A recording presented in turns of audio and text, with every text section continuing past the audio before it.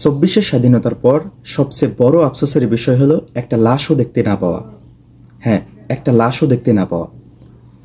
যখন 24-এ আমরা স্বাধীনতা লাভ করলাম, আমি ভেবেছিলাম কিছুদিন পরে এই সরকার মিনিমাম শতাধিককে একদম ফাঁসির কাস্টে ঝুলিয়ে দেবে, কিন্তু এখন পর্যন্ত আমি একটাকেও ফাঁসির কাস্টে ঝুলতে দেখিনি।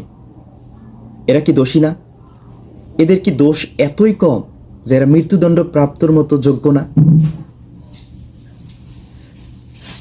এমনও খুঁজলে পাওয়া যাবে এক একজন 100 থেকে 200 মানুষ হত্যা করে ফেলেছে, তাদের কি হবে? ফাঁসির কথা বাদই দিলাম, এ পর্যন্ত একটাকেও দৃষ্টান্তমূলক শাস্তি দিয়েছে এমন কোনো নিউজ পাইছেন? আমি অন্তত পাইনি। কেউ পাইলে আমাকে একটু দিয়েন কষ্ট করে। আগে অনেক সুশীল বাম রামরা বলতো দেশটা বুঝি সিরিয়া হয়ে গেল। আসলে কি আমাদের সিরিয়া হওয়ার মতন যোগ্যতা আছে? আমরা কি চাইলেও আসলে সিরিয়া হতে পারবো? সিরিয়া স্বাধীনতা লাভের পর কয়েকদিনের মধ্যে প্রায় অনেককে মৃত্যুদণ্ড দেওয়া হয়েছে, তাদের দোষ অনুযায়ী তাদের সাজা দেওয়া হয়েছে, কিন্তু বাংলাদেশে কি হয়েছে? কিচ্ছু হয়নি।